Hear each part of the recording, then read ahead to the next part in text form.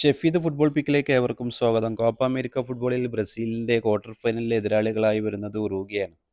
ഞായറാഴ്ച ഇന്ത്യൻ സമയം പുലർച്ചെ 6:30-നാണ് മത്സരം. സൂപ്പർ താരം വിനീഷ്യസ് ജൂനിയറിന് ഈ ഒരു മത്സരത്തിൽ കളത്തിലിറങ്ങാൻ കഴിയില്ല.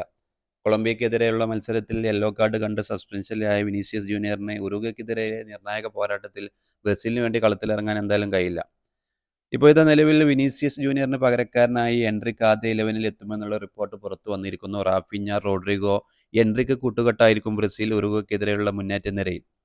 എന്തായാലും ബ്രസീലിനെ സംബന്ധിച്ചിടത്തോളം നിർണായക പോരാട്ടമാണ്. നിലവിൽ മികച്ച ഫോമിലുള്ള ടീമാണ് ഉറുഗ്വ. ഉറുഗ്വയ്ക്കെതിരെ ഏറ്റവും ശക്തമായ ഒരു മുന്നേറ്റ നിരയെ തന്നെ ആദ്യ 11-ൽ ഇറക്കുക എന്നുള്ള ഡോളിവർ ജൂനിയറുടെ ഒരു നയം തന്നെയായിരിക്കും ഇത്.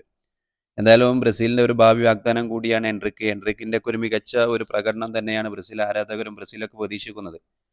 എന്തായാലും ബ്രസീലിനെ സംബന്ധിച്ചിടത്തോളം നിർണായക പോരാട്ടമാണ്. അവർക്ക് വിനീഷ്യസ് ജൂനിയറിന് പകരം ഈ ഒരു മത്സരത്തിൽ എൻട്രിക്ക് കളത്തിലിറങ്ങും. എൻട്രിക്ക്, റാഫിഞ്ഞ, റോഡ്രിഗോ ഒരു മുന്നേറ്റ നിരയായിരിക്കും ബ്രസീൽ ഈ ഒരു ഉറുഗ്വ മത്സരത്തിൽ ബ്രസീലിന് വേണ്ടി കളത്തിലിറങ്ങുക. എന്തായാലും ആകാംക്ഷയോടെ കാത്തിരിക്കുന്ന ഏറ്റവും ആവേശകരമാവാൻ പോകുന്ന ഒരു കോപ്പ അമേരിക്കയിലെ ക്വാർട്ടർ ഫൈനൽ പോരാട്ടമായിരിക്കും ബ്രസീലും ഉറുഗ്വയും.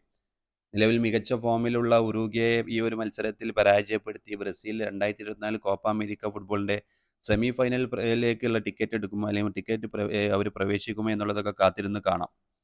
എന്തായാലും കോപ്പ അമേരിക്ക ഫുട്ബോളിന്റെ 2024 കോപ്പ അമേരിക്ക ഫുട്ബോളിന്റെ ആവേശകരമാവാൻ പോകുന്ന ക്വാർട്ടർ ഫൈനൽ പോരാട്ടമായിരിക്കും ബ്രസീൽ ഉറുഗ്വ പോരാട്ടം.